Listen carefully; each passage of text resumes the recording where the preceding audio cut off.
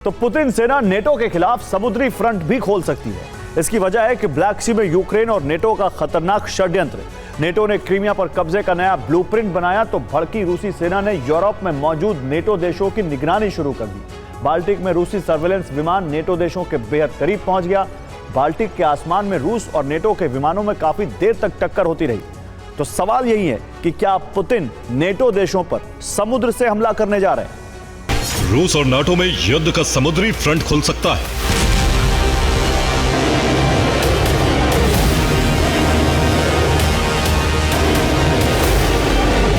रूस और नाटो की सेनाएं ब्लू जोन में टकरा सकती हैं।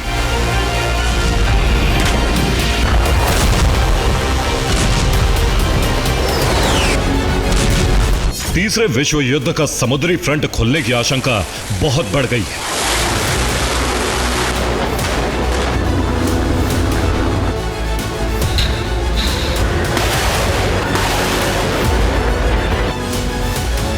समुद्र में रूस और नाटो जो कुछ कर रहे हैं उससे महाविनाश का खतरा लगातार बढ़ता जा रहा है।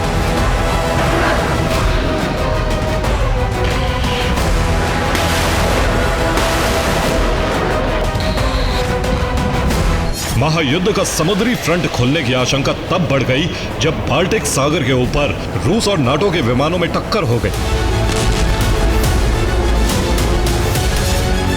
रूस का कूटेज सर्विलांस एयरक्राफ्ट बाल्टिक सागर में नाटो के एयर स्पेस के बेहद करीब पहुंच गया।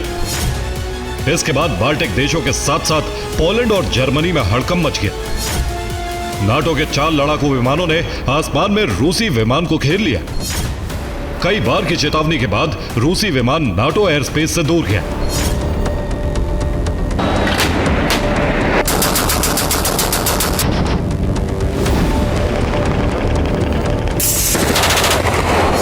माना जा रहा है कि रूसी सर्विलांस विमान बाल्टिक और यूरोपीय देशों की निगरानी करने गया था।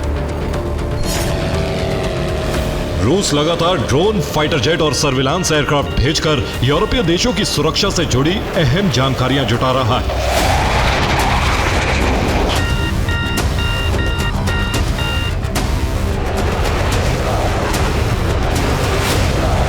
अब आशंका जताई जा रही है कि जरूरी जानकारियां जुटाने के बाद पुतिन का ऑपरेशन यूरोप शुरू हो सकता है।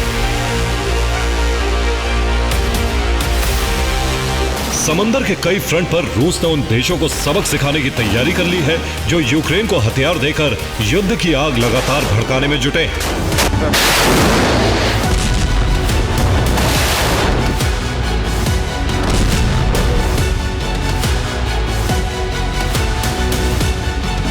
बाल्टिक सागर में नाटो से टकराव के बाद रूसी नौसेना ने बैरेंट्स सी में बारूदी गर्जना की।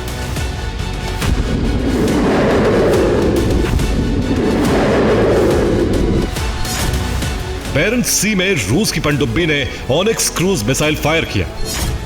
समुद्र में रूसी नौसेना का यह मिसाइल परीक्षण पूरी तरह से सफल रहा। रूस ने ओनिक्स मिसाइल के जिस वर्जन का परीक्षण किया है उसकी रेंज 250 किलोमीटर है।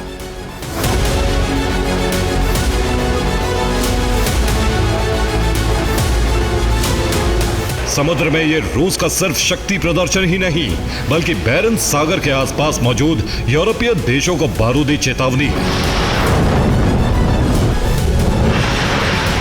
खासकर ब्रिटेन और फ्रांस को।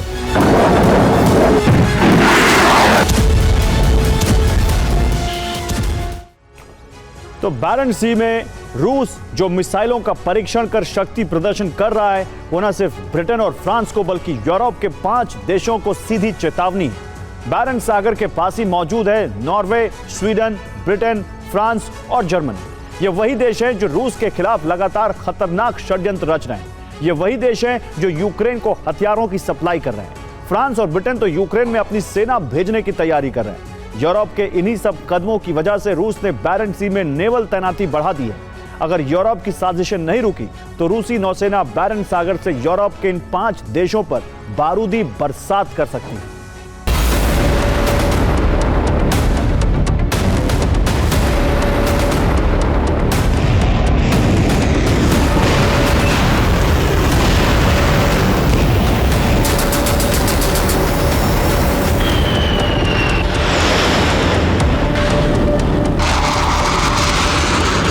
बेरेंट्स सागर में ऑनिक्स मिसाइल का परीक्षण कर रूस ने सीधे सीधे ब्रिटेन, जर्मनी और फ्रांस को चेतावनी दे दी।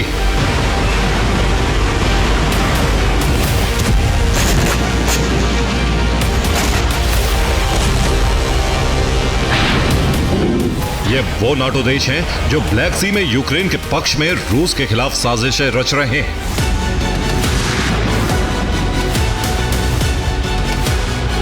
इन देशों के टारगेट पर क्रीमिया है, वो क्रीमिया जो रूस की आन बान और शान का प्रतीक है।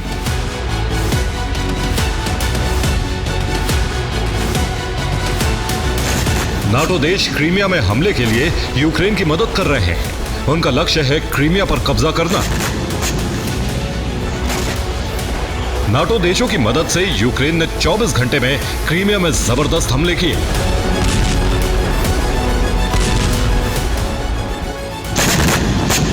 रिपोर्ट के मुताबिक यूक्रेन ने क्रीमिया में 40 ड्रोन फायर किए।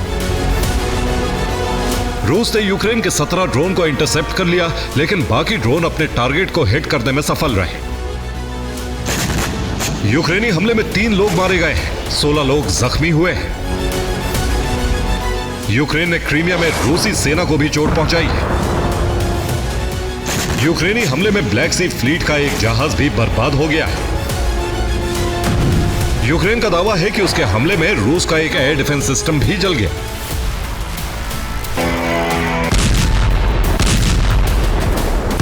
हालांकि रूस की तरफ से अब तक नुकसान की पुष्टि नहीं की गई है। लेकिन एक बात तो सच है कि यूक्रेन क्रीमिया ब्रिज को तबाह करना चाहता है। अगर यह ब्रिज तबाह हुआ तो क्रीमिया से रूस का संपर्क पूरी तरह से कट जाएगा। ऐसा इसलिए क्योंकि क्रीमिया ब्रिज से ही रूस क्रीमिया से जुड़ता है। इसी के जरिए क्रीमिया में हथियारों और रसद की सप्लाई होती है।